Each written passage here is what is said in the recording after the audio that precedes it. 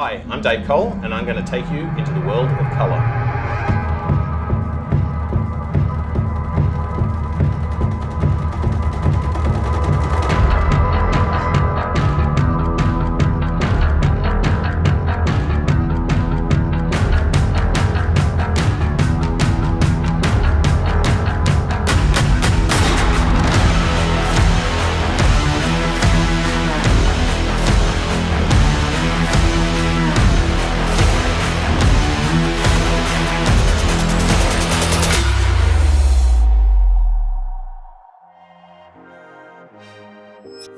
I've been a colourist for over 25 years now, starting in Australia, then going to New Zealand, and then finally landing in Los Angeles. During that time, I've learnt a lot and continue to learn a lot. The great thing about being a colourist is the problem solving and the learning. You never stop learning. And through experience, you can apply what you've learned previously on every project that you do. So hopefully, over the course of this course, you will glean some of the information, some of the tips that I've learned, and see why color grading is such a creative and rewarding experience. I've worked on, some amazing films like Lord of the Rings, which was one of the first modern digital intermediates.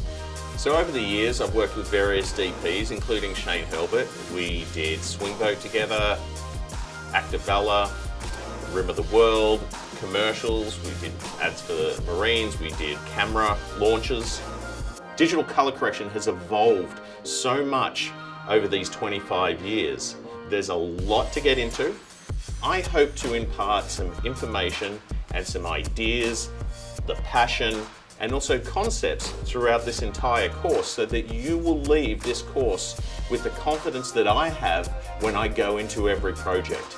Having ideas about terminology, concepts, techniques, all of these things really help build your confidence, build your expertise and your experience so that when you work in this field, you can go in knowing what you need to know in order to create the vision that you and the creative team need. Without further ado, let's get into it. In this lesson, we're going to cover some of the common terms that you use in the color grading suite, and also some ones that aren't so common, but are specific to, specific DPs that you work with.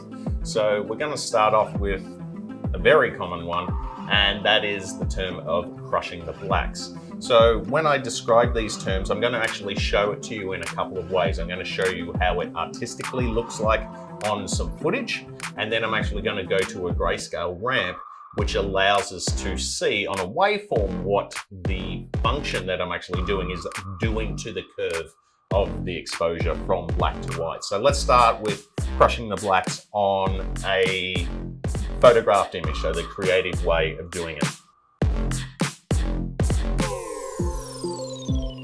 So if you have a look at the image here, and especially if you look at the waveform over here, you can see all of my detail is sitting above the pedestal or above zero. So that means all of the information that exists on the negative or in the digital file can be seen, be it noise or it's fogged with smoke or whatever, but there's no detail loss in the bottom end, in the black, on the blacks. So what I'm going to do is I'm going to actually grab my lift control, because that's the easiest thing just to do it, and I'm going to wind it down. So when I wind this down, creatively, you can see that information in the shadow area has disappeared. So crushing the blacks can be a good or a bad thing. It's just an artistic choice. So you may want to crush the blacks for a reason, because if we combine that with affecting some other tools, you can see we can get quite a contrasty image. So crushing the blacks isn't necessarily bad, it's just a creative choice. Having said that, a lot of the times if you do crush the blacks, especially if you are doing long form drama work, it might be flagged as a QC issue. So you need to be aware that what you're doing and how you're doing it creatively is and technically is okay. So there's various ways that we can actually crush those black areas. So if I reset this, I can also use the curve tool. So with this curve tool here, it's basically black to white, and I can grab this point here. I'm going to turn on my spline so that I can actually pull things down. And you can see I can pull more of that lower end down. But if you look on the waveform, I'm not pulling a lot of that stuff below that line. So it's not really crushing it, but it's really compressing it. So we can get a very similar look, but technically we still have data there. So if you had a very bright monitor, you would still see detail. If you do it with just lift and going down like that, if your monitor was super bright and elevated, your blacks would be pure gray. There'd be no noise, no detail or anything. So different ways that you can achieve the results. Some are technically nicer than others, but you have the choice of how you're doing it. So if I reset that, and then we will go to our grayscale. So the grayscale will show us actually programmatically what we're doing, what that function is doing. So again, if I get my lift, and the lift control is based in the black area. So in a color corrector, you have various tools that can work in various ways, but in what is considered a traditional linear color correction suite, you have lift, gamma, and gain. So your lift is in your darker areas, so it biases more the bottom end. You have gamma, which is the mid-tones in the mid area, and then you have your gain, which is your top end or your whites. So if we're going to crush the blacks, we can do that with the lift. So if you look at the waveform here and I pull it down, you can see that information as I pull it down is just disappearing below zero. So it doesn't exist anymore. So where it comes out of black, that's where it begins, and that information is gone. If I do what I did before, using the curves to compress that bottom end, you can see on this graph, it's very similar to what I'm doing on the actual curve control.